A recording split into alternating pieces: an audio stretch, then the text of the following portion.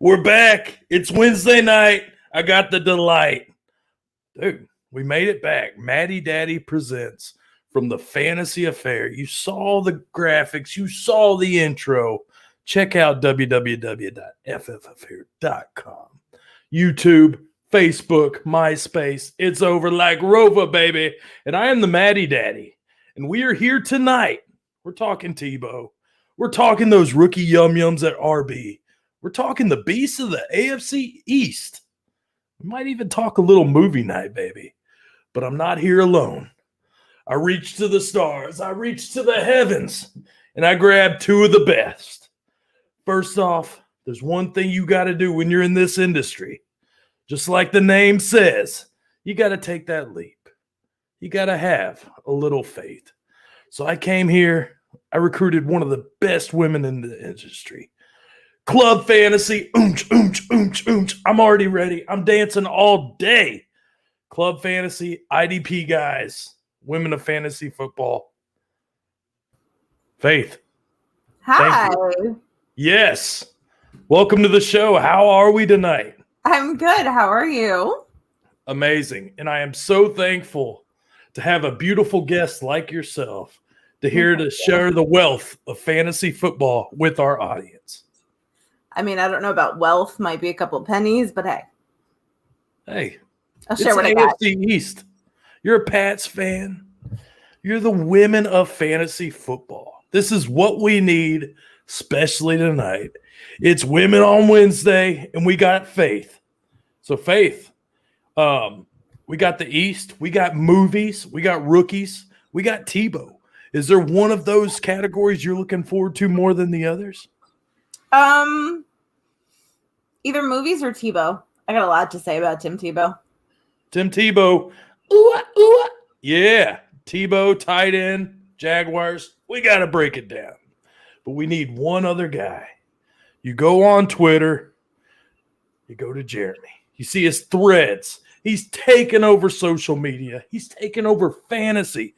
You can read his articles, yards per, fantasy everywhere, Dynasty Mafia. He's part of the Bills Mafia. He is the man, the myth, the legend. You can find him at Popes FFH. Smash it, Sept. The playmaker is here. Jeremy, dude. Welcome to the show. Quite an intro. Yeah, you're here, man. I'm not a dancer, so I can't club fantasy. Did you just club fantasy is a verb? Yeah, I did. It's a verb now. You can't club fantasy, you know what I mean? I was that kid in high school who, just like, Bob, the good old Bob. That was my dance move. Did you get all your dance moves from Hitch? Yeah, totally. That's a good movie. We'll be talking Hitch later. Shopping cart. I can handle that. The sprinkler? Yep. No, I can't even do that. Too much rhythm. Shopping cart. Maybe the lawnmower. I can maybe the disco. Yeah, I might be able to handle that one. Jeremy needs a hitch. Pronto. Dude, guys, we're here. We're talking fantasy. Let's get started. Let's go right to the news. We got the schedule release. We'll touch on that a little bit in the AFC East portion of the show. But let's talk the Tebow mania. It's back. It's been kind of underground for a while, but we get more of it now. It's Tebow time. It's Urban Meyer in Jacksonville. It's Tebow back home. Next door neighbors, hanging out, carpooling to Jacksonville. Jacksonville doesn't have a tight end. So, Faith, this is Tebow time, baby. What are your thoughts on Jacksonville taking a leap of faith on Tim Tebow? I am of the firm belief that it's nepotism on Urban Meyer's part. I kind of went down the rabbit hole, so to speak. So the Jags didn't call Tebow. Tebow called them. Urban Meyer was named head coach in January. Tim Tebow retired from baseball about a month later. Oh, sneaky. Yeah, I don't think either of those things are coincidental. I think Tebow's wanted to play football since his days at UF. for the longest time, he refused to play any other position but quarterback. They tried to move him. He said, no, I'm a quarterback. That's what I'm going to play. I'd rather not play than play anything else. So they're like, okay, well, then you won't play. When he was drafted, I said he would have made a good tight end because he's got the speed, he can move, and just his body size. I was like, you aren't built for an NFL quarterback. The fact that he hasn't played football since 2012, I mean, it's not like he's in bad shape because, I mean, look at him. He still works out. He does keto. He's all about that. He's in great shape. I just don't know how that's going to translate to the football field. Jeremy, the football field, the tight end. Before show, we were talking. I asked you, I was like, who is Jacksonville's starting tight end right now? So fill us in on the tight end position from Jacksonville and what we should expect from Tebow. And if maybe this is a good move to make, if he's on your waiver wires, are you reaching out for him? Or are you holding back? Yeah, I mean, as of right now, their only tight end that I am fully aware of is James O'Shaughnessy, who played last year. I mean, he had 37 targets. He had 7% of their target share. Obviously, it's going to be a different offense under Urban Meyer, but they also had Tyler Eifert, who has like 11% of their target share. So, I mean, if Tim Tebow manages to win that, I mean, he's going to see possibly a 10 to 20% target share. I don't know. I think personally, I'm just avoiding the tight end position in Jacksonville because I think you're going to see a lot of DJ Chark. You're going to see a lot of Laviska Shenault. You're going to see a lot of Marvin Jones, a lot of more 3 wide receiver sets. And if Tebow's brought in, he might end up just being kind of like a blocker / maybe maybe 30, 40 targets. You know what I mean? He's not going to have a crazy fantasy season. And I wouldn't expect to. You could add him. I know people who have, and like he is a dart throw. I mean, he has no one in front of him really. Like I said, outside of James O'Shaughnessy, so there's that possibility that he wins that role. And I mean, Trevor Lawrence could make him possibly something. Trevor Lawrence, Urban Meyer, nobody else at tight end. He's a gamer. Oh. The pieces are in place, though. You've got to – I'm not saying it's a for sure thing, but the way the tight end position is this not just intriguing? Oh, I mean, it's intriguing, but I don't know. I mean, I'm not expecting tight end 1 numbers. You know, I mean, I don't think he's going to make 12, and that's not that hard to do in the tight end landscape. You're shopping at the flea market, and you're asking for production. Yep. So you'll have – it's a wait and see. It's a gamble for sure. Yeah, I mean, if you got an empty roster spot on a dynasty team, I mean, usually off season you expand the roster a little bit sometimes. So I'd take a flyer if you can get them for free. I mean, what's the harm? Yeah, I put a bid in a league. I got him. It's Tebow time. I'm all about the hype. I want a piece of that. Listener question right off the bat, not Tebow related, but I've got Faith here. I've got Jeremy. We got to take advantage of this situation. Trey. Looks like you're in quite the dilemma. We're talking AFC East, but we'll bring it back to the NFC. Wentz, Daniel Jones. Who do you think will have the better year? Faith, let's start out with you.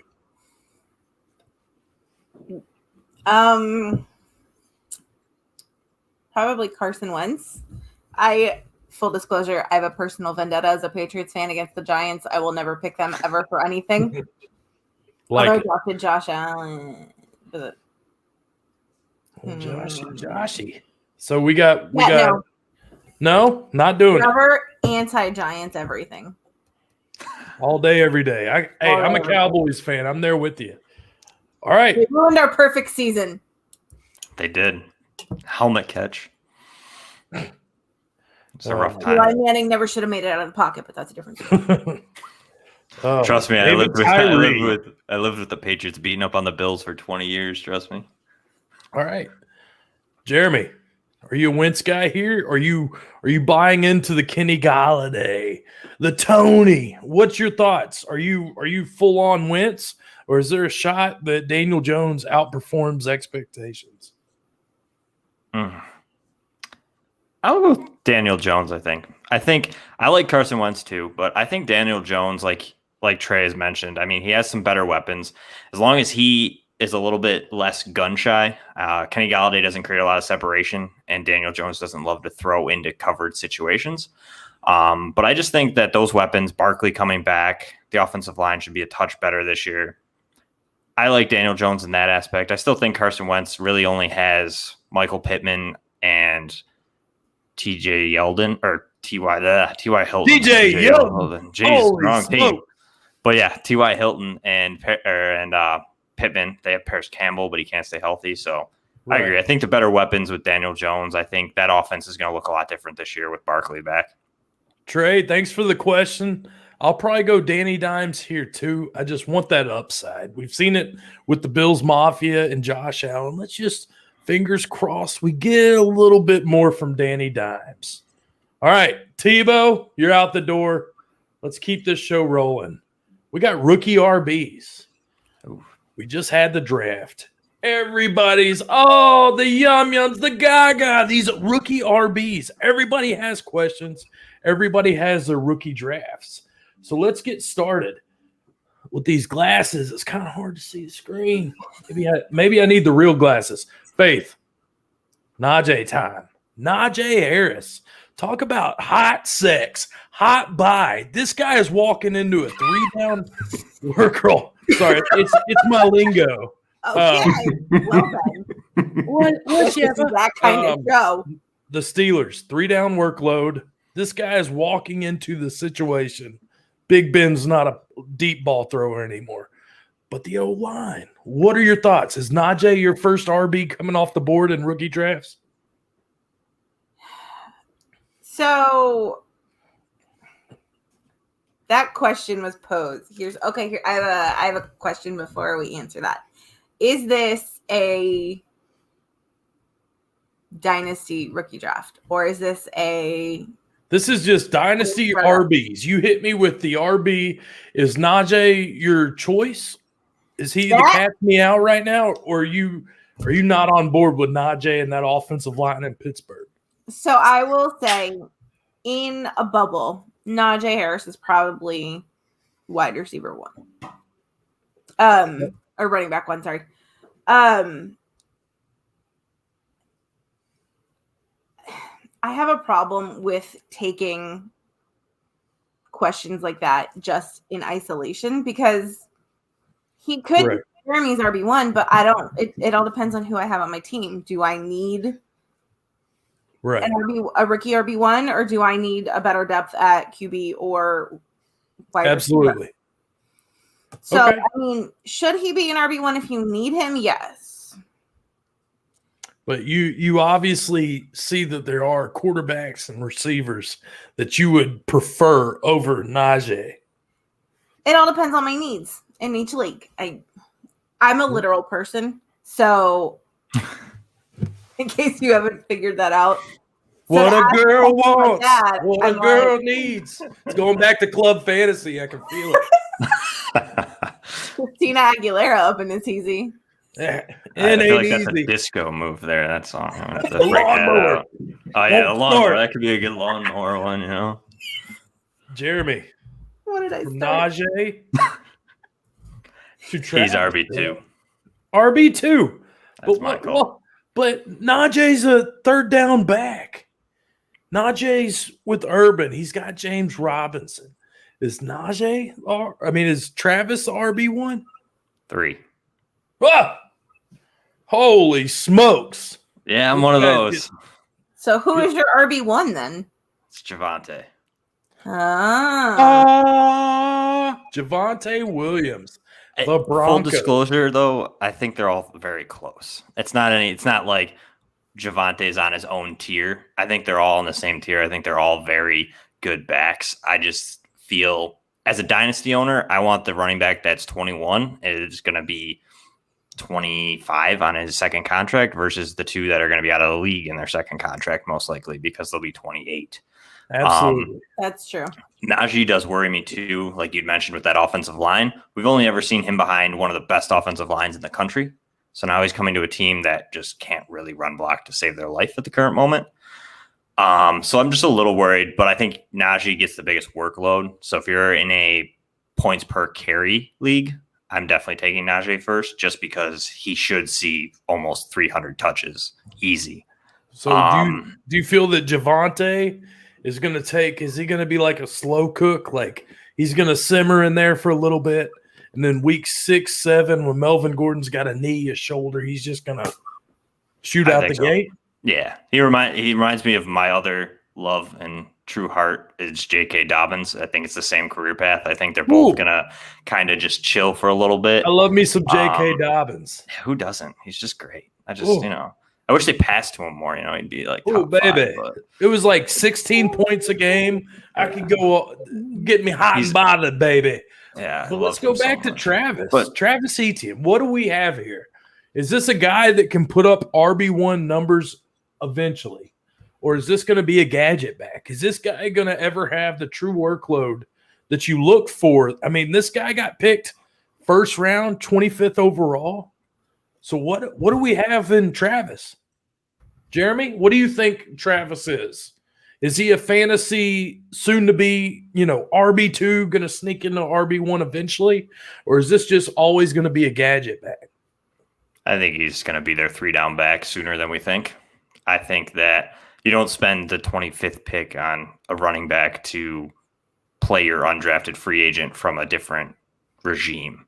Not that James Robinson isn't talented, but I just feel like Urban Meyer made the statement that this is our running back. And yes, of course, he's going to say he's a 3-down back and make it sound like they're going to use James Robinson because they truthfully don't know. I mean, maybe Travis Etienne gets in there and he looks bad to them, but Travis Etienne's far superior as far as like talent. And obviously the connection I think they brought him in with is obviously Trevor Lawrence. So why not pair the running back that they had so much success in college with together? So to me, I think that Travis Etienne will end up being a 3-down back in Jacksonville. But he's just going to be like Javonte. It might take 5 weeks. They might trade James Robinson. We don't know. So I just think that he's definitely got that potential to be a 3-down back and high-end RB2, possibly sneak into that RB1 like you mentioned. Okay. Are you an Etienne fan, Faith? I think it'll be interesting because, like Jeremy said, the Clemson combo of Trevor Lawrence and Travis Etienne, I feel like they kind of banked on, well, they were a grade 2 in college, so we'll match them up. But as we all know, what happens in college doesn't mean that it's going to translate to the NFL. So I'm curious to see how that plays out, whether or not they are the same power duo or if one of them just can't keep up. Okay. So somehow when I was in my cubicle last night doing my research, I forgot to add my Michael Carter slide. So this is a big one. This is one opportunity. You've got Tevin Coleman in front of you, P. Ryan, not so sexy. But you have second-round draft capital, that sounded awful. 4th-round draft capital on Mr. Carter. The Carter. What are we doing here? I've seen him go in early seconds, like 201 people taking this guy. So, Jeremy, are you all aboard Michael Carter, or are you waiting off? I'm aboard. I like Michael Carter. I had him at 6 before the draft behind guys who fell and got drafted after him. So in theory, I would have him at 4 now, just purely based on draft capital. And the Jets obviously liked him over the other guys. So he was obviously impressive at UNC, and he did that all with a split backfield. So I think he's going to fit their zone scheme that they want to run. Outside of Tevin Coleman and Ty Johnson, he's probably the best fit that they want to run, like the style offense. So I'm on it. I don't have a lot of shares because I think he's going too early. There's receivers and quarterbacks, even in one quarterback that I'd take before him. Because I'm more so on that like 22 train. I think this running back class, the NFL showed us where the draft capital ended up, that we as fantasy guys were kind of a little bit too high on them. Like, yeah, the film looked great and everything, but obviously there was a lot of stuff that they didn't like about these running backs because they waited until the 4th round to get, okay, he's all right. You know what I mean? So outside of the top 3, obviously. So we have this Shanahan style offense converting to the Jets now. So it is a West Coast, whatever it is, run game it's nice. So Faith, do you have any Michael Carter in any of your rookie drafts so far? I've only had one, and I don't think that I do. Okay. So what's your thoughts on Michael? Are you on? Are you off? Are you kind of with the fourth round draft capital? So I'm one of those people that before I look at an individual person, I'm going to take into account what's built around him. I'm not a big believer in Sam Darnold. So there are people that I would take probably before I took Michael Carter. All right. Michael Carter. Sometimes you got to risk it for the biscuit. Jeremy's ready to risk it. Faith ain't. So let's keep it going. We've heard so much hype on this guy. Trey Sermon, man. Everybody's hyped about that San Fran offense, that run game. Oh, man. Sermon, third round draft capital. This guy is going to be the banger. Is he the banger, Jeremy? Or are people getting overhyped for this guy? I am honestly so torn on Trey Sermon because you watch – he got so much better at Ohio State. This goes back to earlier. What a girl wants, what a girl needs. Keep going. Sorry. I just don't know. I honestly don't know what to do with Trey Sermon. He's going too high for me. I saw him go on a one quarterback at 1.8, and that to me is just absurd. I think that there's wide receivers and quarterbacks I'd rather take than him. But he's in a very good opportunity. However, just like we were mentioning with Michael Carter, even in San Francisco, they've never really used a lead back. And I don't think that's going to change. I don't think it was because they didn't have anybody, because Mostert proved that he has an ability to do it. He got injured, but they've had guys who could prove to be like a lead back, and they just choose to use a rotation. And it's going to depend what Sermon becomes. If he becomes like a goal line back, he might be even more viable than what I think. I just think that I'm not super high on him. I think that he had some struggles in college, and I don't know. Just feels like these, like you were saying, this RB class. Once you get out of those first three, it's just a bunch of fillers. It's sides. Yeah. Do you want some mashed potatoes? Do you want to eat peas? I hate peas. I'm not touching them. What do you want in your second round? Do you want to take a chance on these RBs, or do you want a Rondale Moore? Do you want to take a chance on one of these receivers that might have more upside in the long haul? Me, I'm taking the receivers. That's where I'm at. I agree. You know what I mean? That upside in the long haul for the receivers is much better than, say, Trey Sermon or Michael Carter. I mean, if you're really running back needy and you miss out on the top three, I mean, I get it. Right. I'd probably do the same. For me, Dynasty, you draft the talent more so, and especially a wide receiver, and you build through that because you have wide receiver and quarterback. You have 5 to 10 years of production. Running backs, you get 3. So unless you're getting the top guys, a lot of times the running back position's a hard thing to predict outside of the top round. Mr. Brian, our current resident host for Fantasy Affair podcast and Jets fan, JETSJE. No RB has more than 200 carries with Shanny since 2017. Interesting. See, Brian's on my wavelength. I just didn't know the stat. Remember how we were talking about projections? I'm not a big numbers guy. I just like to watch things. That's where the movie part's going to come in. Numbers are the I think we're all excited for the movie part. Very nice. Faith, do you have anything to add to Sermon? I mean, it just seems like a risky move. Not really. I mean, if he falls in your lap, sure, but do you have any faith in this guy? I mean, I don't know. Honestly, it's one of those. What do I need? And who's left? And yeah, I mean, it's either take him or leave him. I wouldn't go grabbing him as soon as possible. Right. But I mean, if that seems like my RB pool is kind of depleted, then right.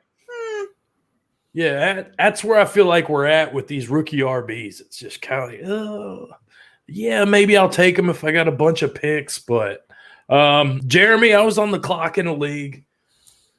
I was thinking all these like 6th, 7th round RBs, you know, how you get Javian Hawkins for the Falcons, not even drafted. Herbert, who I'm a big fan of for the Bears. And then this bad boy, this beefcake. Oh, boy. Stevenson from the Patriots. You're going into a position with all these other guys. And it's like, ugh. Like this guy might not even make the roster like the first like 20 weeks. So is there, for a guy who has him on way too many fantasy teams, I have a type now. I've realized in fantasy dynasty drafts, Rondale Moore and Stevenson are on way too many teams. Mine's Nico Collins, so I don't feel bad.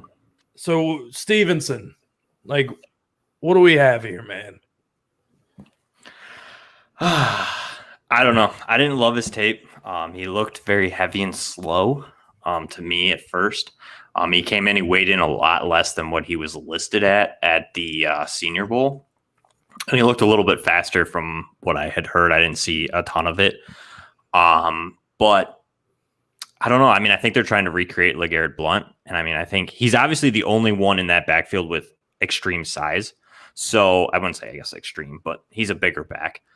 And I mean, there's not much competition in New England. I mean, Damian Harris kind of proved he was pretty good, but can't stay healthy. Sony Michel's the same. And who knows, they may give up on him at this point. And then all it takes is one game.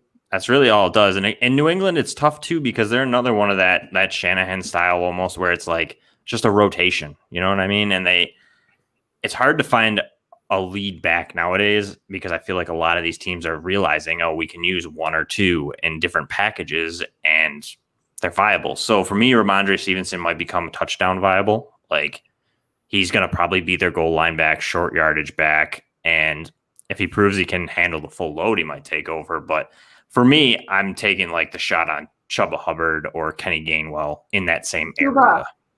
You know what I mean? Chuba, sorry. All right. Well, Faith, anything left for Stevenson? LeGarrette Blount, just hoping he kind of hits eventually. You're a Patriots fan. Anything here? So I miss blunt force trauma, as we call him. My problem is I love Bill Belichick, and Bill we trust. In Darth Hoodie we trust. But the man's a freaking wild card. So, I mean, if he's available towards the end of my rookie draft, I may grab him, but he's not who I'm looking for if I'm in desperate need, because as we saw with Sony Michel and the expectations we had there, he just didn't perform well. And sometimes if Bill wakes up on the wrong side of the bed, he's going to change his entire lineup and set, and how that's happening, which could totally screw us over. So I might take a late round flyer on him, but he's not my top choices. Joey Jazz fan. Thank you for the Jonas Gray shout out. That was crazy. One of those like non-monster games, and then disappears the next day.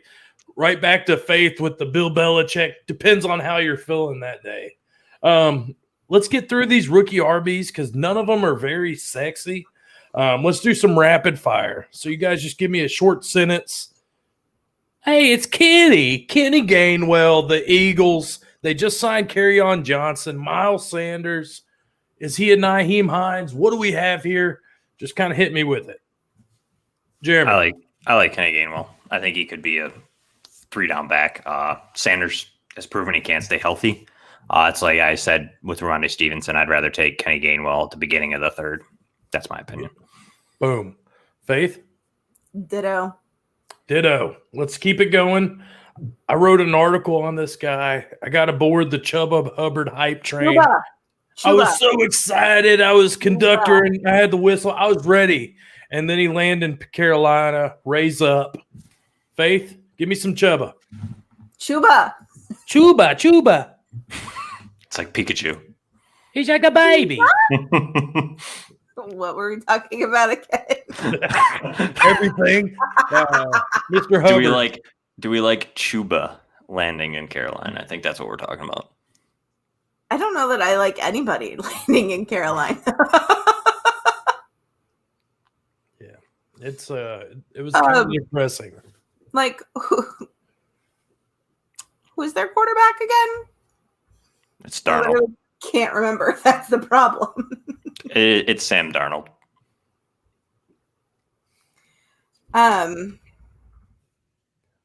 Yeah, and you got CMC there. I mean, the workload's not going to be there unless you get an injury, I would think, right? Yeah, I think he's a high level handcuff, in my opinion. The talent's there. It's just, I think he fits their scheme. It's just going to be, does he ever get a shot? Right. Well, let's finish it up. I had to throw this one in there just because I keep on running into this guy. I'm scooping him off waivers. I know they got Damian Williams. I know Cohen's there. Hey, Montgomery. But I kind of like this guy. Kind of digging his vibe. Like, Virginia Tech, let's go. He's a powerful runner. He fits that David Montgomery role. All it takes is one injury, but there is Damian Williams. Is there any is there any consideration that maybe Herbert has a role on these Bears, Jeremy? Yeah, I think he definitely could. I think Tariq Cohen's kind of a dark horse right now, coming off that ACL. He's getting drafted pretty late around KHALIL Herbert too, as far as like startups or redraft. But I think that second running back position is wide open. I mean, Damian Williams could win it. KHALIL Herbert could win it. It could be Tariq Cohen. I mean, it's wide open after David Montgomery, in my opinion. So I'm taking shots. You know what I mean? Third, fourth round, you can get him. So why not? Right. He's pretty much free. Somebody I've kind of just invested in a lot of dynasty leagues. Go take a chance on Herbert, man. Maybe David Montgomery can't hold up, and maybe this guy has a bigger role than expected. But rookie running backs are one thing. I've got a Patriots fan. I've got a Bills fan. Let's talk AFC East. Let's go to you first, Faith. Let's hit you with the Patriots, baby. We got Cam Newton. We got the Mac attack is back. We got good old Bill in the saddle again. 7-9 team. Missed the playoffs for the first time since 2008. Granted, the COVID year. There was so much crazy stuff going on. What are your outlook on the Patriots heading into this new season? Dear God, I hope we're better than we were last year. So, as a kid, I basically didn't bother with sports. Wasn't really my thing. I didn't really get into sports until I was probably 14 or 15. I'm born and raised and have always lived in Florida, but I'm a New England fan because my dad was born and raised in Connecticut. So I have basically been a Patriots fan for their entirety of them winning. I have known more wins than losses, especially season-wise. And so last year was kind of a hard pill to swallow. Everybody thought I was ridiculous. I mean, I knew eventually it was going to come to an end. I just thought Tom Brady was going to retire, not betray the entire fan base. So, again, it's Bill Belichick. He's a wild card. I've seen him go 11-5 with Matt Castle, who then went to trash. Right. Well, let's talk about how they open their season. They go from Miami week 1. Then they head to the Jets. Miami. I'm going to Miami. Me oh Miami. Wait. Bienvenidos, Miami. Is that what you something like that? You know, I butcher those words. Do. The Jets. We get the Jets week 2. Nola, the Saints week 3, and Tom Brady week 4. Woo! Tom Brady week 4. Holy moly! Boo him. Every Patriots fan is going to be sweating that week. Oh man! So 7-9 is let's close it out there. Mac Jones. Do you see how long does it take for Mac to get that starting job from Cam? It all depends on how Cam plays. I was wary about Cam coming in to begin with. simply because he just didn't seem like a Bill Belichick type of player. Bill likes his guys to be straight edge, quiet. They toe the line. They don't step out. But Cam in Carolina was Gucci and flashy and dressing like your Ukrainian grandmother. He came in, he made some plays, but then for the most part, he was just less than stellar. I'm really hoping that we pick up a different quarterback before the beginning of the season because I don't trust Cam Newton. Okay. So 7-9 Patriots last year. Give me your prediction for their record this year. Are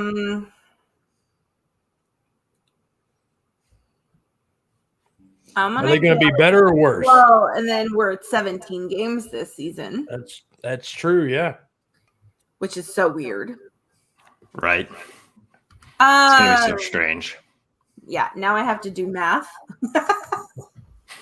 Remember, math is bad. That's right. We talked about this. Suck. So I heard today that the Patriots' strength of schedule falls right around the middle. Right. You know what? I will go 12-5. Woo! Yeah, Patriots are back. The Mac attack is back. So the Patriots are optimistic. That's an optimistic Patriots fan, and I love it. As a Cowboys fan, guns a-blazing, baby. Pow, pow! We're going. But now we're talking, you got to get a little bit more of an accent. We'll talk about the Mafia. We're going to Buffalo. We're hanging out with Jamie. These are those backdoor deals in the grocery stores we're talking about. We're talking about the 13-3 Buffalo Bills. They got a good team. I heard about this Josh Allen guy. He throws a lot of passes to Diggs. Dude, Bills Mafia, 7-1 at home. How hyped are you as a Bills fan coming into this year? You have no idea. Trust me. Winning last year, winning the AFC East was like the greatest thing ever. It still doesn't beat breaking the playoff drought, though. I remember that. My stepdad ran out of the house and tackled a snowman. So that was pretty memorable. So snowman, the poor snowman. So it was still pretty. It was pretty bittersweet winning the AFC East. Nothing against you, Faith, and the New England Patriots, but it was about time to see somebody else win it. That's what you think. I disagree wholeheartedly. Yeah, imagine dealing with, 29 years of 7-9. It was rough. But yeah, I think so. I mean, I'm ready. I'm optimistic. They have one of the easiest strength of schedules I've seen. I think they're bottom 10. So I'm pretty excited. Bills are back, baby.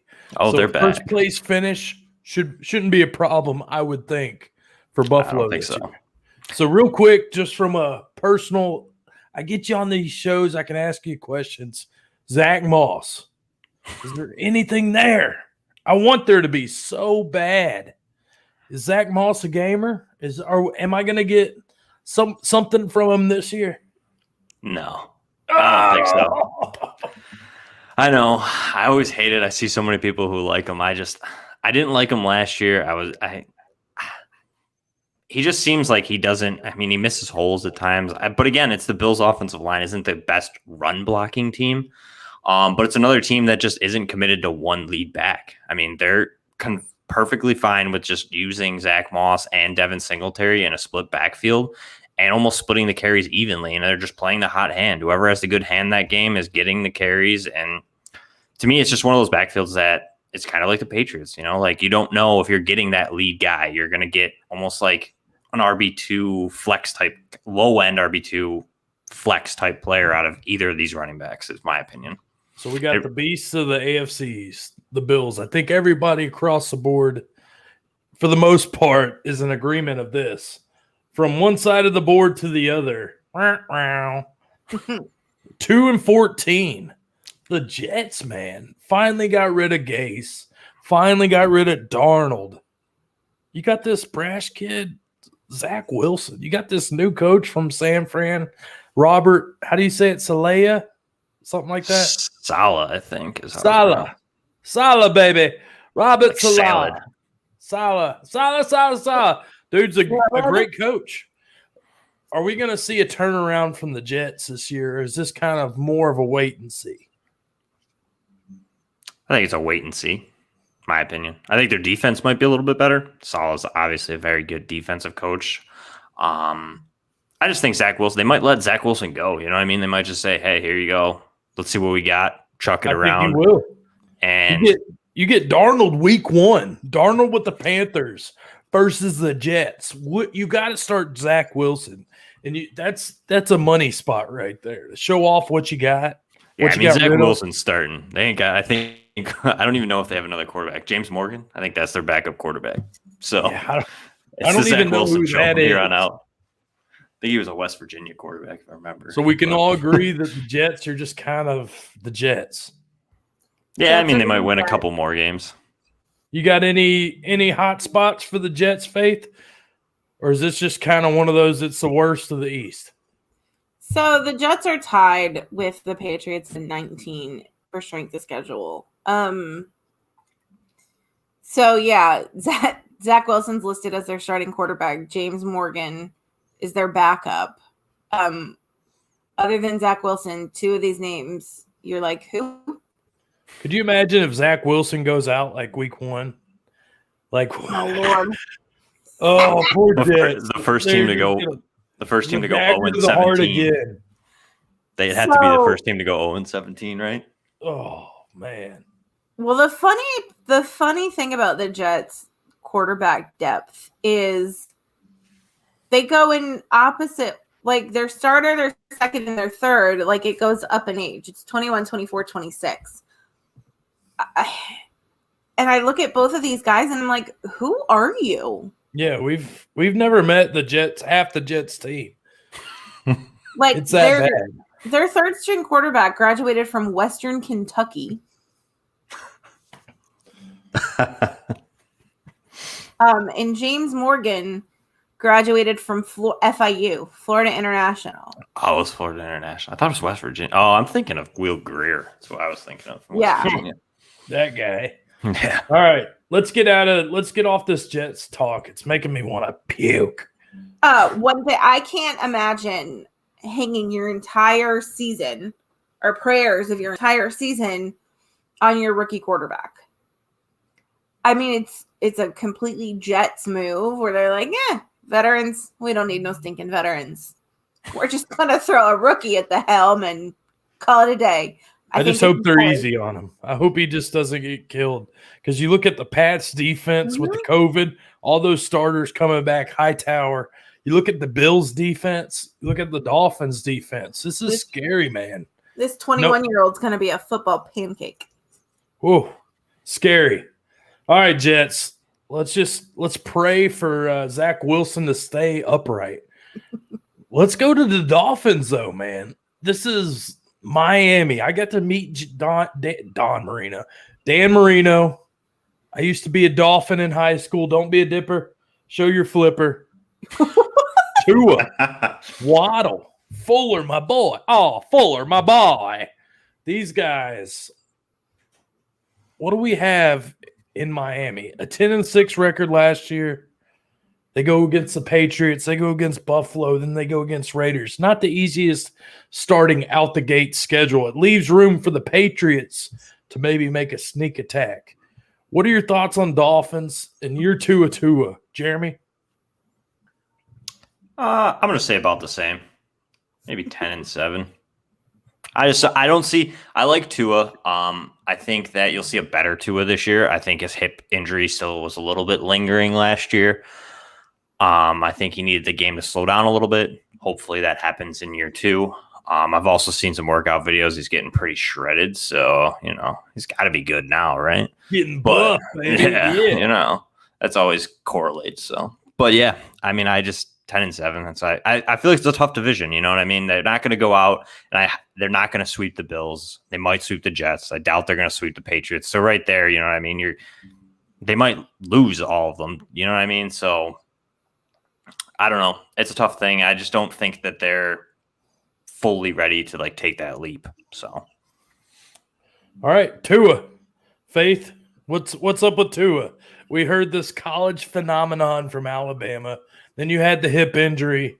Year Tua, Waddle, Fuller. He has weapons now. Are we going to get the breakout from Tua in year 2?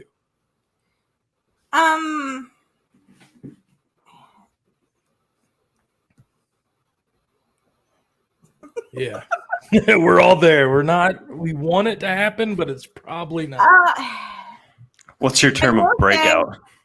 That at least Tua's got Jacoby Brissett behind him. If something happens to him, at least he's got a veteran backup, unlike the Jets. He does have some solid weapons. I'm interested to see what's going to happen with Will Fuller. RE his suspension. I want to see. I like Tua. I like Fuller. I'm going to kind of defend this guy because what I saw in college was a leader, a gamer. The hips you got to work the hips. You got to give them a little break. And I think when your hip literally breaks off the bone, you need more recovery time. So I think he does have the weapons. That stout D, those receiving weapons. Gesicki ain't too bad either.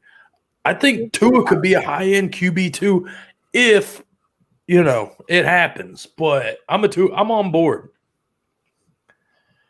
Not a lot of Tua fans or this AFC East room's a little rough. As a Patriots fan and a UGA fan, the national championship, man. I remember that. That was brutal. All right, hey, so we got, the way I see it, winning at halftime. Jeremy, Faith, it's going to be the Patriots or the Bills. That's the only way we can go on this show. AFC East, we either get the Bills Mafia with Jeremy, yeah. Talking from like we're from Jersey, but we're actually in Buffalo. You got good wings, I'll give you that. Yeah. And Faith, pizza. The Patriots. And snow. We got snow. Everybody loves a little snow. What's snow? I live in Florida. Oh, you don't want to know. Yeah, trust me. Stay there. All right, guys. It's like 10:30 and it's probably like 85 degrees outside. Okay. Well, it's like 35 and it's May, so cool. Well, if it's 85, then that's perfect weather for a drive-in movie theater. Oh, I lied. It's 81. Ooh, 81 to 35. That's wait. With 74% humidity. Okay, I'll pull up what it exactly is. This is a battle. See who's is better. It feels like loading. Oh, hey, look, like the 60s or 50s. It's 47. So. Oof, still too cold. I would trade you in a heartbeat, Jeremy. So you can really never go swimming, Jeremy, like in a pool. Oh no, we can eventually. For like a month. June, July, August, September. It gets a little gnarly here. Gotcha. All right, movie time, guys. Always like doing these fun things that aren't fantasy related. Jeremy, tell me the first movie you ever went to. Oh, my memory's like absolute junk. So I'm just gonna say I know I went to all the Marvel ones, so I'm gonna say Iron Man because that was the first one. So that's about it. That's all I can remember. Faith, first movie you remember going to? 100% The Little Mermaid. Little Mermaid. And mine was Toy Story. Jeremy, right. Iron Man came out in 2008. I told you, I have terrible memory. I don't remember. Jeremy, that was 2 years ago. What are you doing? All right, next question. Jeremy, have you ever taken a date to the movies? Always. That's like the go-to. My such a stud. Yeah, my first date with my wife to be was at the movies. Wizard of Oz. Actually, what? Oz. It was Oz. The Oz. Oz the Great and Powerful. Yeah, what the new release. Yeah, with what's her face? And what's his Yeah, that's it. With them, yeah. Totally, I get it. Faith, movie dates. Do you like them? It depends. They're awful for first dates. Whoa. Oh, wow. You know, I'm getting married to her, so it obviously worked. I mean, I'm glad it worked for you, but you can't really talk or communicate. Like, they're great, like, 4th or 5th dates if you want to make out, but as a first date, you can't really talk. Oh man. First date I ever went on was like to the movies. I'm sorry. I'm so glad it worked for you, Jeremy. Yeah. Movie dates are fun. You get to do the arm over the girl. Yeah. You're waiting for it. Like, that was more like what, 9th grade, waiting half the movie to make the move, you know? I don't know. Men in their 30s still do the same thing. Nobody's there. Just me by my lonesome. My pregnant wife won't even talk to me right now. No, she will talk to me. She just tells me what to do. Anyways, so all right. Have you ever went to a movie by yourself, Jeremy? I actually can say no, I haven't. Faith? All the time. Same here. When I was a lone wolf, I would go get high. I'd get to the movie like 35 minutes earlier. I'd play all the games, arcades, air hockey, beating all the kids. Then I'd go hook myself up with some popcorn, watch a movie. Sometimes I'd do a double feature, go 2 movies. But did you pay for the second movie? Of course. I'm not a hustler. Kentucky. Talk about hustlers. Jeez. Don't say that, Faith. Anyways. Here's the final one. Well, final 2, excuse me. First off, just give me a movie recommendation, Faith. Any movie that you've seen recently that you liked? Crap on a Cracker. Crap on a Cracker. Okay. I don't know. Is that like the Human Centipede? I'm not sure if I'm ready for that. Yeah, that seems a little dark. Go to Jeremy. Jeremy, any movies that have caught your... Oh, I don't know. I haven't watched any recently, honestly. No movies for Jeremy. I liked Mortal Kombat. As a kid, always into that 90s, like pass the sticks. Mortal Kombat. I thought it was good, man. Everybody shit on it, but it wasn't a crap on a cracker for me. I liked it. And last but not least, we've seen DVDs disappear, VHS. It's pretty much Netflix or bust now. Our movie theater is going to hold up over time, or is this one of those things that is eventually just going to shit the bed, Jeremy?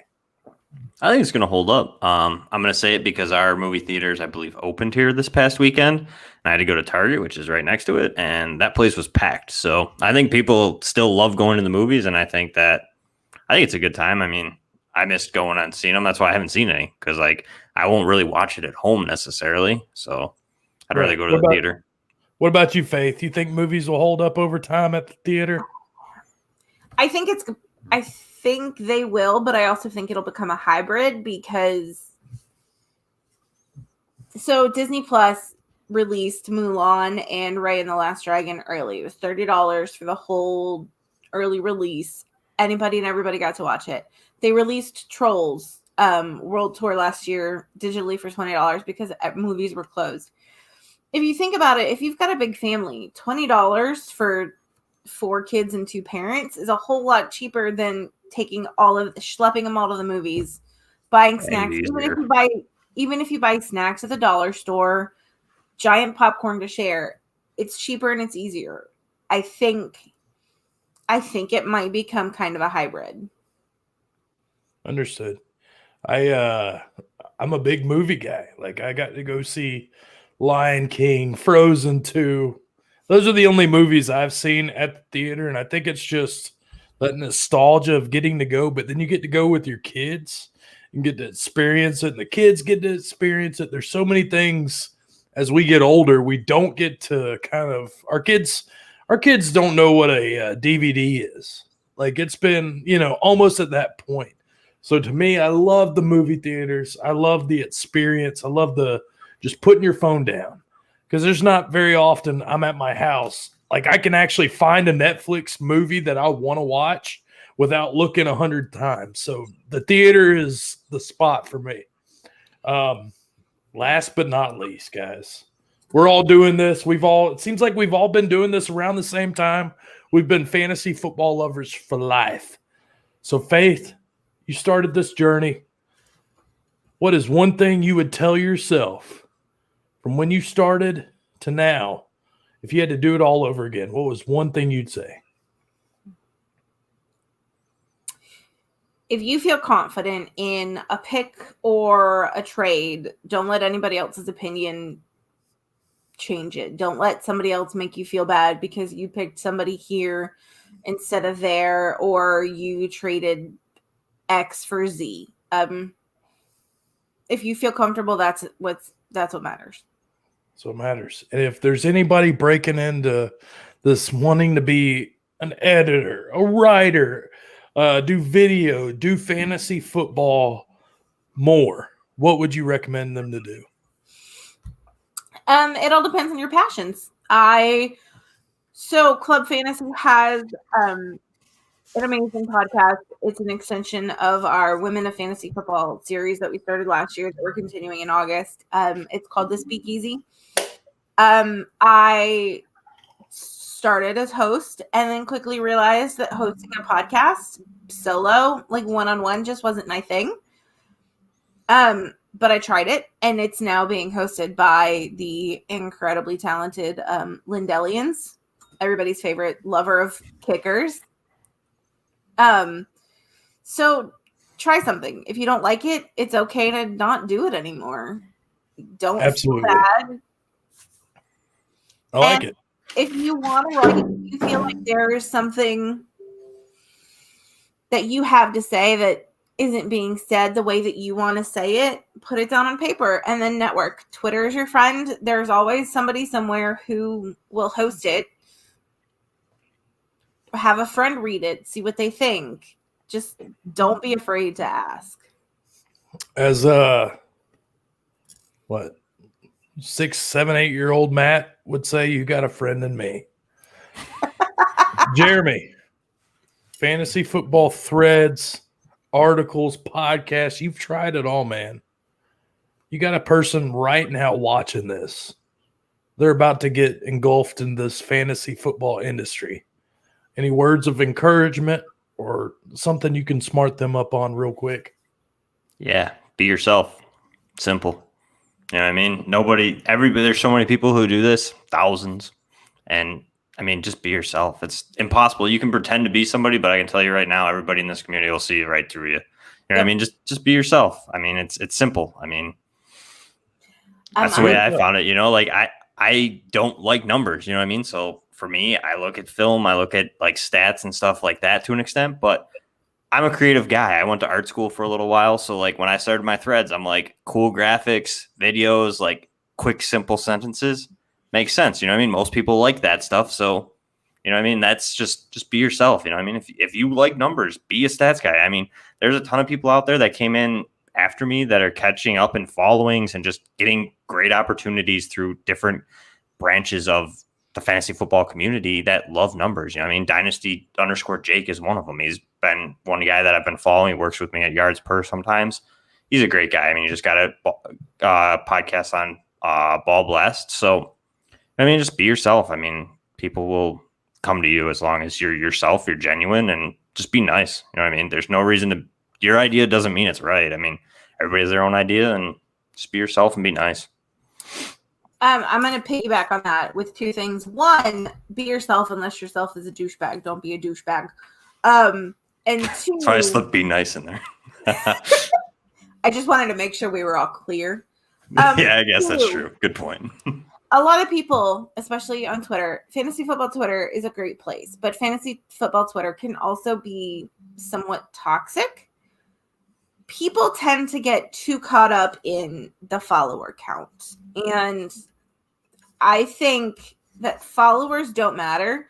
If you are being yourself and genuine and you're interacting with people and you believe what you're saying, if you are passionate and excited about what you're doing, you're going to bring people into your passion and your excitement, because people like to see other people excited about what they like to do. And so if you are excited about something and you genuinely share it, you're going to get people who want to interact with you, who want to read your stuff, who want to watch what you're doing because you like what you're doing and you have something to say. So don't focus on the follower count, whether it goes up or down. I know it can be hard. It gets exciting when you get a lot. You lose a couple and you're like, what happened? That's not as important as just enjoying yourself. I think what we've realized tonight, we have two genuine individuals that bring a lot of personality, a lot of creativity to the fantasy football industry. Faith, thank you for the show. Thank you for being yourself. And thank you for having fun. That's what it's all about. And thank you. And thank you for coming on. Thanks Faith, for having me. Of course. It has been my pleasure, my treasure. Jeremy, thank you. Thank you for showing up. Thank you for trying stuff. And thank you for just putting yourself out there. And thank you for having me. Yeah, absolutely. And you are part of this industry just as much as anybody.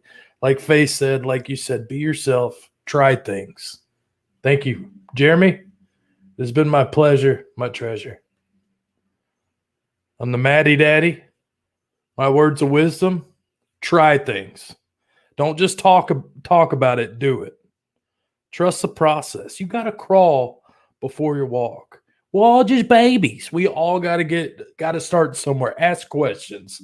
Do it all. We talked Tebow. We talked AFC East. We talked those rookie RBs, baby. We talked movie night, Toy Story, how Stella got the groove back, whatever. We talked about it. Till next week, I am the MattyDaddy, FFaffair.com, Fantasy Affair, Rookie on the Rise podcast, Hot by Happy Hour. You name it, we got it. We're talking rookies. We're talking rankings. We got your hookup, baby. Till next week, it's been my pleasure, my treasure.